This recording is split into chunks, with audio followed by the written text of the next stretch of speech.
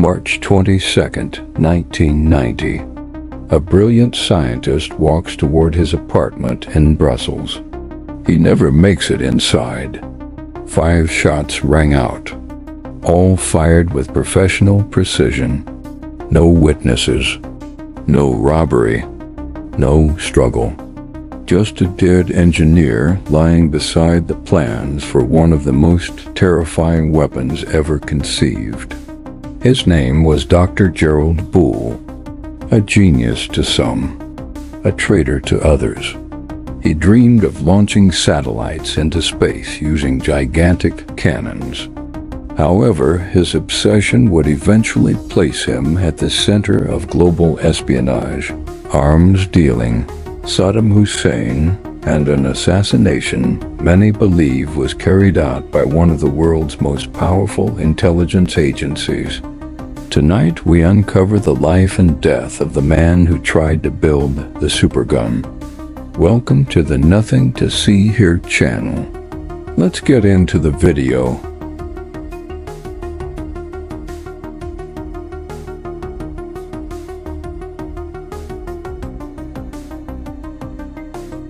Gerald Bull wasn't someone you would describe as ordinary, not even close to it.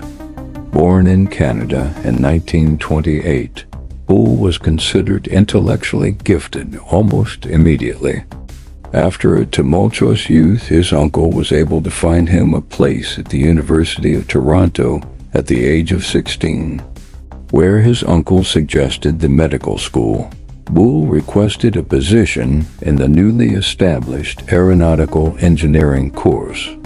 After passing an interview, he was able to begin his tertiary studies in the field at the age of 16.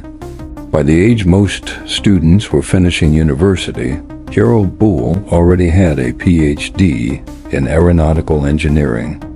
He was just 22 years old. But Bull wasn't interested in becoming rich. He wasn't chasing fame. He was obsessed with one thing: how do we reach space cheaper? Back in the 1950s and 60s, rockets were unreliable, expensive, and dangerous. Bull believed there was another way, not rockets. Instead, he thought of using cannons. Gigantic artillery guns capable of launching objects directly into the upper atmosphere. To most scientists, it sounded insane. To Gerald Bull, though, it was the future. While finishing his PhD in 1950, Bull would eventually be nominated for military work with the Defense Research Board. That led to his position with the Canadian Armament Research and Development Establishment, where he dived into the world of advanced artillery technology.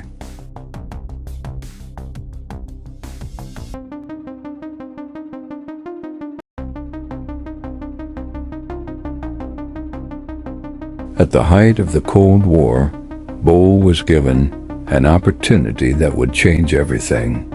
Project HARP, the High Altitude Research Project, an ambitious project funded jointly by Canada and the United States. The goal? To fire projectiles into the edge of space using modified naval guns. And somehow it actually worked. Initially, engineers used his designs to test supersonic flight without the need for an expensive wind tunnel, by firing projectiles short distances through the barrel of a large gun. Bull and his team built enormous cannons capable of launching test payloads at unbelievable speeds. One of the guns was mounted in Barbados. Another used modified World War II artillery barrels. Each successful test pushed projectiles higher and higher into the atmosphere. To Bull, this was proof.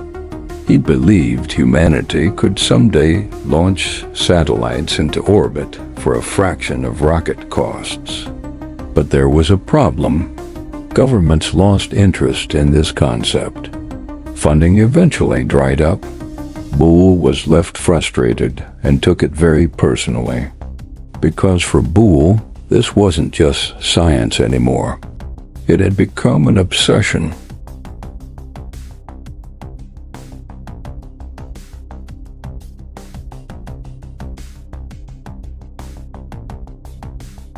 The costly and controversial Vietnam War meant the HARP project was canned in 1967 before they could get any objects into orbit, but it teased Bull with the possibility of creating a satellite-launching supergun, a space gun. By using a supergun, you can bypass the costly first moments of a rocket launch. When government stopped supporting his dreams, Bull went looking elsewhere. To find money, Bull began to sell weapons and continued to develop his space supergun as a side project. He set up a private company, the Space Research Corporation of Quebec, and that's when things started getting dangerous. By the 1970s and 80s, Gerald Bull had transformed from respected scientist into one of the most controversial weapons engineers in the world. He began designing long-range artillery systems for foreign governments, including countries under international scrutiny: South Africa, China, eventually Iraq. He started selling arms to the South African government. In 1976, he was arrested in South Africa for violating the United Nations arms embargo, and he served 6 months in a U.S. prison. On release, he began selling to South Africa again, and this time was fined $55,000 for international arms dealing. Fed up with the involvement of the Canadian and U.S. governments in his work, he moved to Brussels, Belgium, and began operating through a European company. Bull's artillery designs became feared for their range and destructive capability. Some governments saw him as a visionary engineer. Others saw him as a man willing to sell devastating weapons to anyone with enough money. And yet, Bull never saw himself as a villain. He believed governments were hypocritical, that politicians killed innovation, that his genius was being wasted. So when Saddam Hussein approached him with an offer, Bull listened. In 1981, the Iraqi government contacted Bull to design artillery for them to use in the Iraq-Iran war. At this time, Saddam Hussein was the Iraqi Defense Secretary. He liked Bull and his designs after they proved vital in their campaign. Working with Iraq wasn't such a strange decision because they weren't the threat to the West that they later became. Hussein wanted to be the leader of the Arab world and show his success with their technology. He did wish for some sort of space program, so this would have appealed to Bull. He was a great catch for Hussein as an expert. Hussein wanted to be the leader of the Arab world and show his success with their technology. The Iraqi government paid Bull $25 million to begin Project Babylon, the first true space gun project, on the condition that he continued to work on their artillery.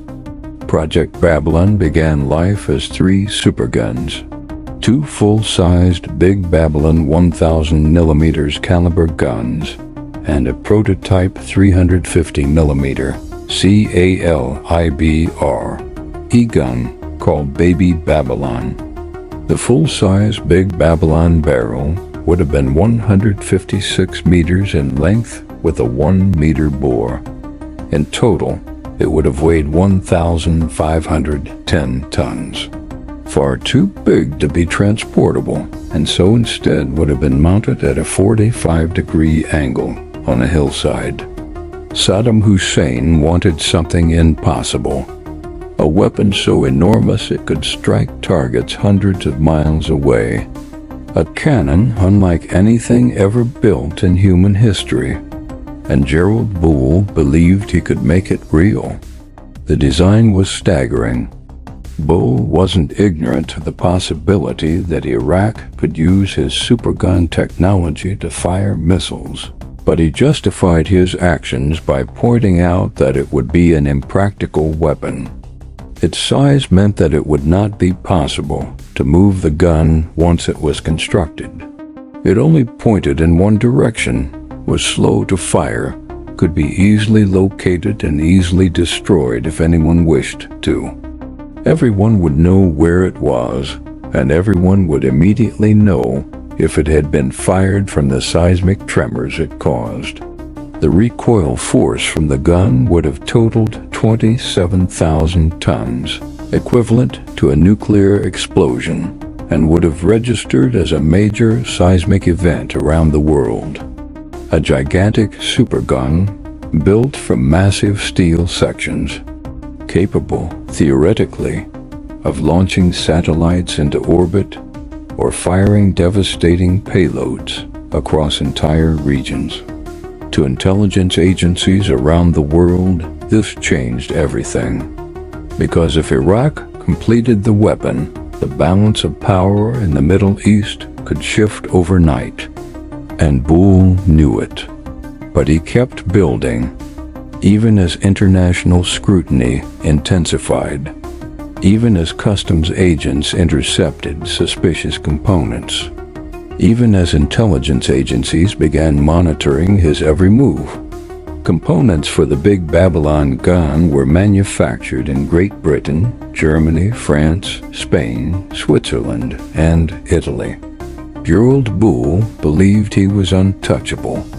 He was wrong.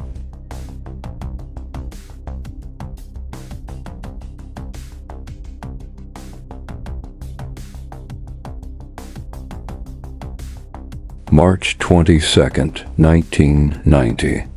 An upscale neighborhood in Brussels, Belgium. Gerald Bull returns home after dinner. As he approaches his apartment door, someone is waiting.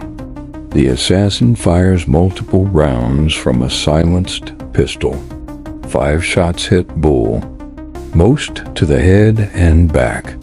The killers disappear into the night. Professional, efficient, clean.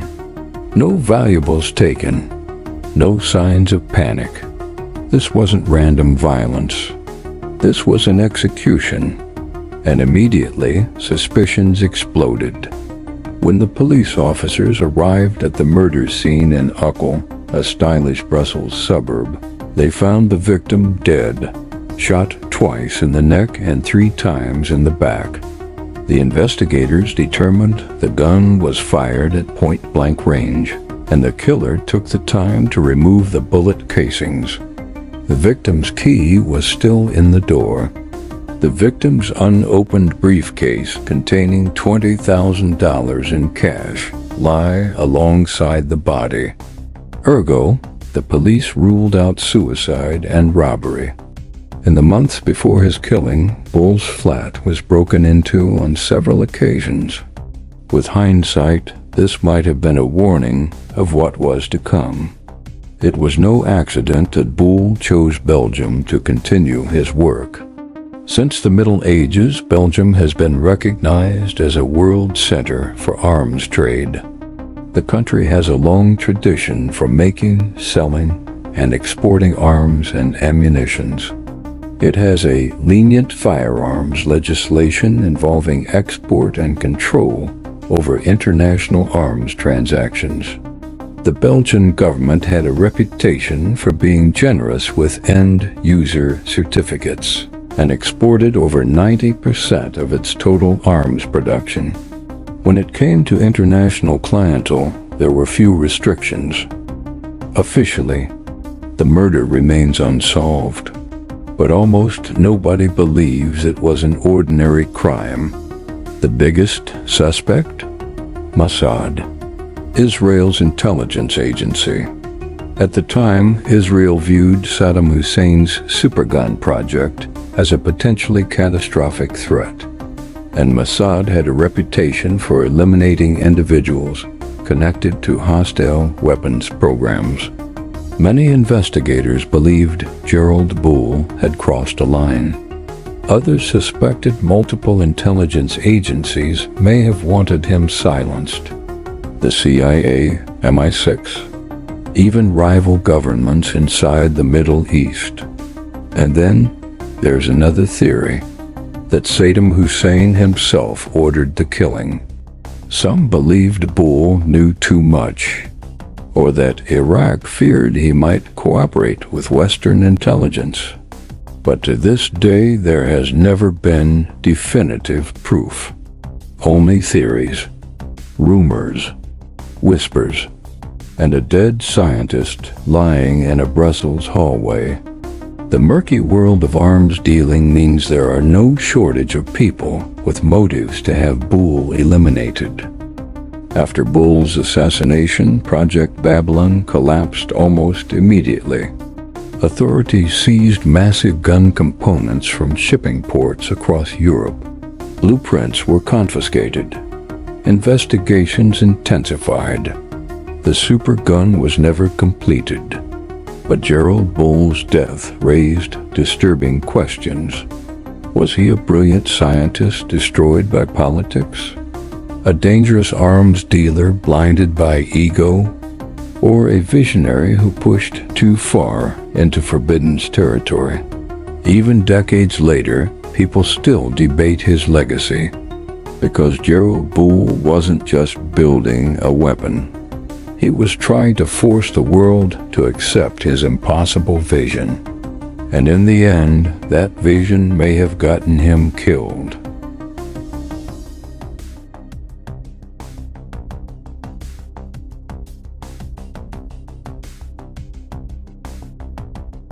A genius engineer, a superweapon, international espionage, and an assassination that still has no official answers. Gerald Bull spent his entire life trying to reach the stars, but his obsession pulled him into one of the darkest worlds imaginable. And somewhere in the shadows, the people responsible for his death may have never been caught. The only thing we know for certain is that Dr. Gerald Bull died because of what he was building.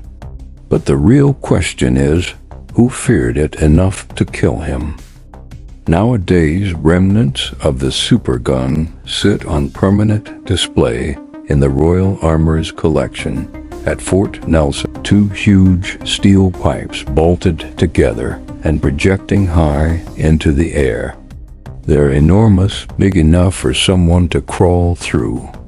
These giant cylinders are one of the few remaining pieces of a contender for one of the most audacious pieces of engineering ever designed.